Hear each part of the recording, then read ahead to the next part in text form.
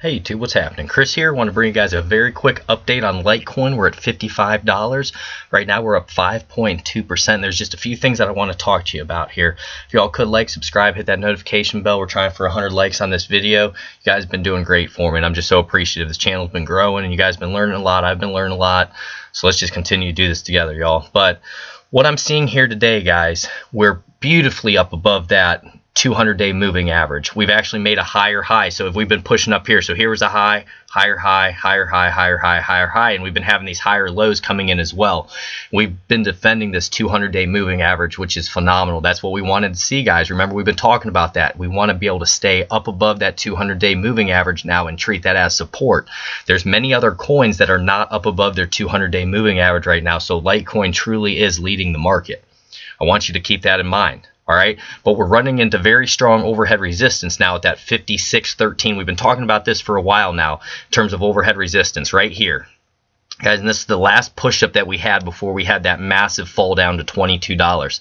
So this is going to be strong overhead resistance. So be prepared also, guys, that price is moving up, but we're still, do you see this right here? So we're having that divergent. Price is moving up, but the RSI is down. So our price is higher than it was here, right? But the RSI is down, and we're going to have to see what the RSI does with this trend line here. If we're going to break up through that, or if we're actually going to roll down a little bit, maybe test this 52 before we break up again. Because it looks like we're getting to the point where we may need a little bit of a pullback here to get over top of this 56.13. Am I saying that we can't get up above that today and maybe come up here and test this area right here around that $59 or $60 range? Absolutely not. Anything can happen. When these whales want to come in, they're going to come in, and they're going to come in hard, and sometimes it may not make any sense in terms of technical analysis wise, but they're going to do what they want to do, and that's why they're market makers. But what I'm looking at still is a nice little pullback, maybe testing this 20 EMA here in the days to come. So around that, let's see, guys, around that 64 to $50 range, that psychological 50, that large number as well. And then on the downside, we would be looking at the 20-day moving average, $44, that we absolutely need to hold. You know, guys, a lot of the times when you do gap away from this 20 or 200-day moving average, you'll come back and test it again. I mean, even right here when we had this fall, so we got up above it, what happened? We came back, we tested it again, we moved up, tested it again, now we're moving up again. But the only thing I'm seeing is that divergence in the RSI, so pay attention to that as well. And we've had such strong moves over the last couple days that a lot of times you're going to want to see some cooling off period. And what I want to take you into is the 4-hour chart here, and what I'm seeing on the 4-hour chart. So on the 4-hour chart, what you have right now is a hanging man candle. All right, so we're going to dig into this quick. So this candle, if it were to form and stop like that or close like that, that is a textbook hammer or a hanging man candle. And a hanging man candle represents, so this body is the head, and then this wick is the legs. And a lot of the times they call that the hanging man because the person who buys there is left hanging with the bag, essentially before the next pullback. Like, guys, really, this spot right in here, this $50 would not be a bad spot. Remember, every time we've gapped away from this 20 EMA, we've pulled right back onto it. Every move we have made, even over here, guys, look, moved up, we came back to it. We moved up, we caught air, we came back to it. Here, moved up, caught air here, and we actually fell down through it. So I would not be surprised if we fell back in the next couple days.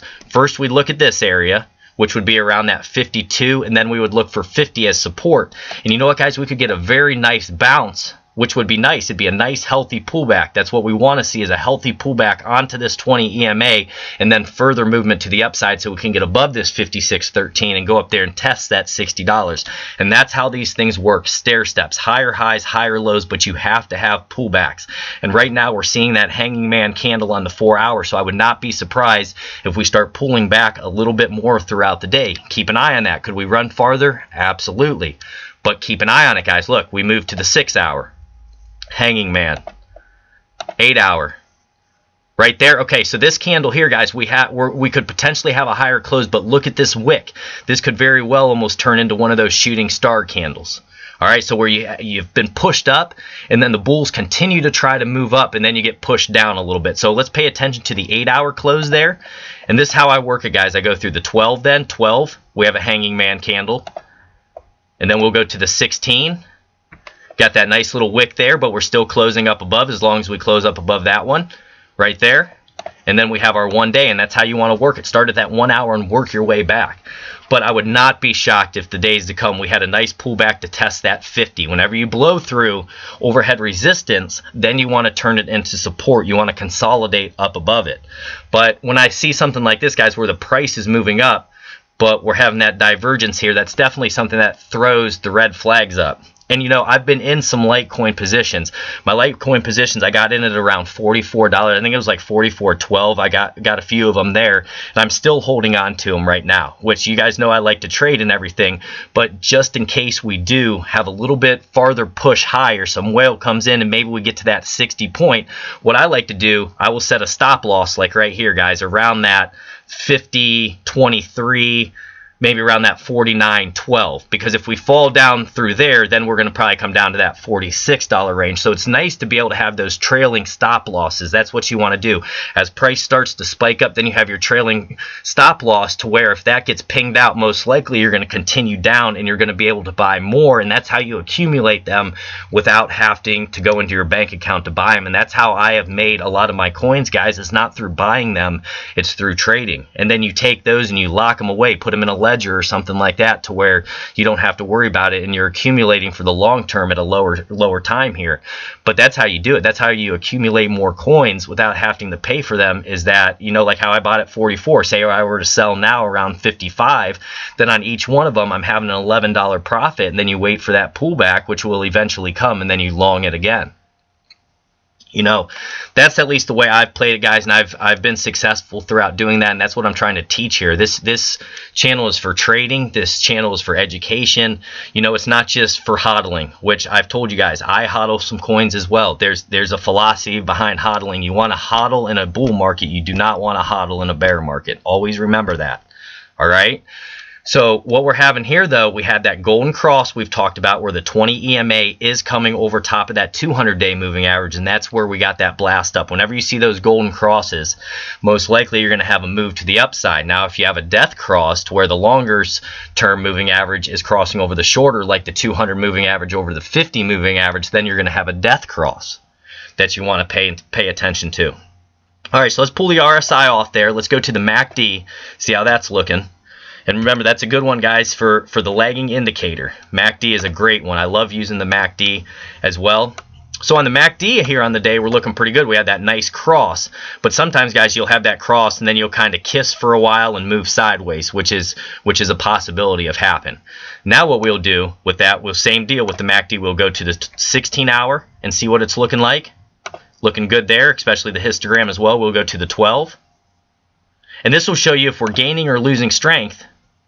The 8-hour, and this is something I do on my own, guys. I'm just sharing this with you. The 4-hour, right there, you're starting to get a little bit of white. The histogram starting to move sideways there. Let's go down to the 2. Now, do you see your histogram moving down? So in the longer term, or in the shorter term here, we're losing a little bit of strength. We're still pretty strong in the long term. And then right there on the 1 hour, the histogram's ticking almost to the negative, and you're starting to get this cross to the downside. So this is Litecoin on the 1 hour right now. What we're going to need to see is, so we put in a hammer candle here, which is good around that 20 EMA, but we're going to have to see if we get follow through, if we just come up to this area around that 55 and then get pushed down again, and see if we can control that 20 EMA again on the 1 hour chart. And you also have volume kind of tailing off as well. So that's something that you want to keep in mind. All right, next one, we're going to do the Bollinger Bands, and this is going to tell you if we're overbought. All right, so with the Bollinger Bands, we're going to work through again, guys. All right, so on the 1 hour, we're at the very top of the Bollinger Bands. So that's another sign we may be getting overextended. The 4 hour, we're actually out of them here, guys. Okay? Do you see that? So that's why you would not want to be longing it right now. That's where I'm trying to tell you, just be very patient. Patience is the key. We're seeing a hanging man candle. We're outside of the Bollinger Bands, which means we're overbought right now, and we very well could have a pullback down into this area first, 52, and then it would be around this $50 range. All right, and that's probably going to come in the days to come, so just be prepared. Let's check the Bollinger Bands. Even on the 8 hour, we're out of it, guys. Then let's go to the 1 day Bollinger Bands. And you see, this is why you don't want to buy right now. That's just my opinion. Whale can come in, manipulate it, move us higher. Do not get me wrong. But I'm not the guy to buy when we're outside of the Bollinger Bands. All right?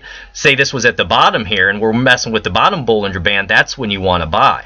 This is when you want to sell. That's when you want to take profits, is when we get outside of that Bollinger Band.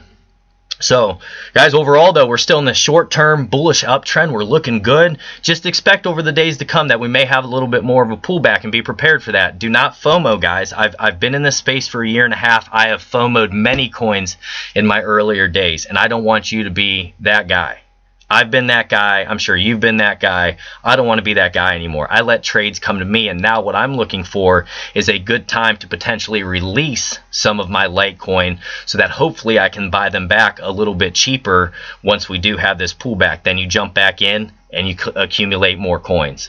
So that's what I do, guys. You're welcome to do whatever you want to do, but remember, this isn't financial advice, but you know, we definitely could be having a pullback in the days to come. Just keep that in mind. All right, God bless each and every one of you. Thank you for the thumbs up, the likes, subscriptions, all that. Couldn't do it without y'all. Take care, my friends.